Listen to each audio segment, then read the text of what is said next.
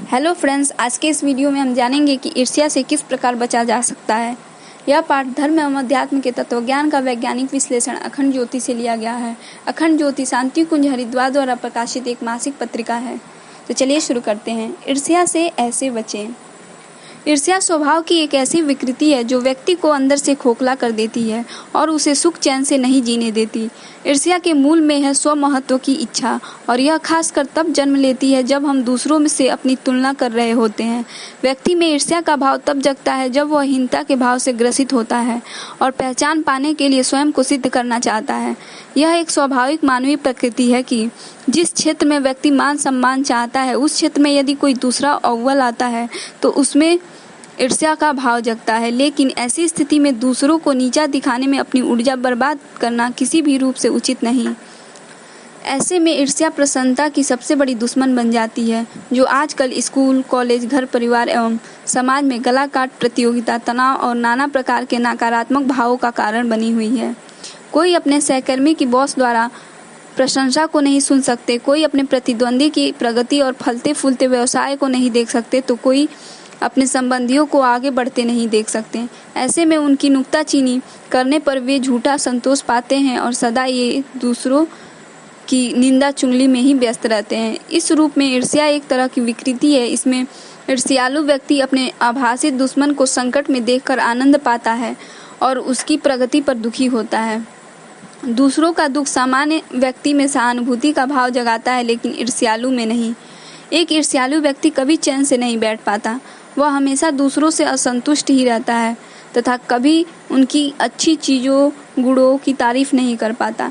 ऐसा व्यक्ति हमेशा दूसरों की बुराइयों की तलाश में रहता है। यदि उसे वे बाहर से देखने पर नहीं मिलते तो वह उनको मन बहलाने के लिए स्वयं ही बनाकर उन्हें लंचित करने वाला, नीचा दिखाने तथा उनके सम्मान को बर्बाद करने में जुटा रहता है। ईर्ष्या से निजात पाने के लिए हमें सबसे पहले यह जानना होगा कि यह एक तरह का मानसिक विकार है तथा इसको ठीक करने के उपाय हमें सदा करने चाहिए। दूसरों के विषय में निरर्थक सोचकर अपनी शक्ति व ऊर्जा को बर्बाद करने में किसी प्रकार की समझदारी नहीं है। जिस क्षण हम किसी भी ईर्ष्यावश घृणा करना शुरू करते हैं, उसी क्षण हम अपने सुख, चैन, नींद, स्वास्थ्य और खुशियों की चाबी दूसरों के हाथ में थमा देते हैं। इस मन स्थिति में हमारा भोजन भी सही ढंग से नहीं पच पाता और तब हम चैन से सो भी नहीं पाते। ऐसे में जीवन में खुशियाँ चली जाती है, जीवन से खुशियाँ चली जाती हैं और उसमें तनाव का प्रवेश हो जाता है। यदि हम ठहर कर विचार करें तो पाएंगे कि ईर्ष्या से हमें कुछ नहीं मिला। हमारे ईर्ष्या करने से किसी और की प्रगति रुकने वाली नहीं है, बल्कि हम स्वयं की मानसिक शांति भी खो बैठते हैं और अंदर से कुढ़ते जलते रहते हैं। यह हमारा ध्यान भंग करती है और हम पूरे मनोयोग से अपने लक्ष्य पर केंद्रित नहीं हो पाते। संक्षेप में, ईर्ष्या हमारी प्रगति में रोड़ा बन जाती है। ईर्ष्या के चलते व्यक्ति दूसरों की अच्छी बातों को प्रशंसा करना तथा उनसे सीखना भी बंद कर देते हैं। यहाँ तक कि ईर्ष्या हमारे मन को इतना विकृत कर देती है कि हम स्वयं को दूसरों से श्रेष्ठ देखने लगते हैं, सिर्फ इसलिए कि हम दूसरों को स्वयं से बेहतर नहीं देख पाते। हमें इस अवस्था में विचार करना चाहिए कि हम सब ईश्वर की संतान हैं तथा अनंत संभावनाओं एवं क्षमताओं से भरपूर हैं। समाज में सभी का अपना स्थान है और सबका अपना महत्व है। यदि हमें तुलना करनी ही है तो स्वयं से तुलना करें। इससे हम दूसरों से तुलना के अनावश्यक कार्य से मुक्त हो जाएंगे। ईर्ष्या के भाव पर अंकुश लगेगा तथा हम अपनी लक्ष्य सिद्धि की ओर बढ़े रहे होंगे। दूसरों की निंदा व दोषारोपण में अपना व्यक्तित्व ही लघुता को प्राप्त होता है। धीरे धीरे हम अपनी विश्वसनीयता और प्रामाणिकता भी खोने लगते हैं और एक दिन हमारे विचारों को कोई गंभीरता से नहीं लेता। हमें उसमें जो मिला है उससे हमें संतुष्ट रहना सीखना चाहिए। हमें वही मिलता है जिसके हम पात्र होते हैं। यदि हम कुछ और अधिक बेहतर चाहते हैं तो सही मार्ग पर चलते हुए हमें कठोर श्रम करना सीखना होगा। साथ ही संतोष भी एक बहुत बड़ा गुण है जिसका हमें अभ्यास करना चाहिए। जिसके हम अधिकारी नहीं, वह हमारे पास अधिक देर तक नहीं टिक सकेगा। इसके लिए हम भले चाहें कितनी ही जोड़ तोड़ क्यों न कर लें। जब भी ईर्ष्या का भाव उठे, मन की अवस्था का बारीकी से अध्ययन करें। ईर्ष्या का भाव व्यक्ति से अलग होता है, व्यक्ति पर नहीं।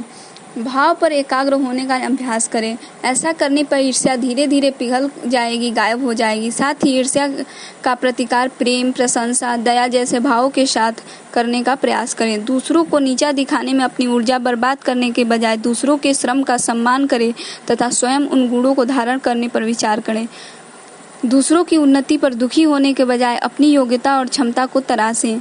साथ ही यह एहसास भी महत्वपूर्ण है कि यदि हम स्वेच्छा से परिवर्तित नहीं होते तो प्रकृति इसके उपचार की व्यवस्था कर लेगी।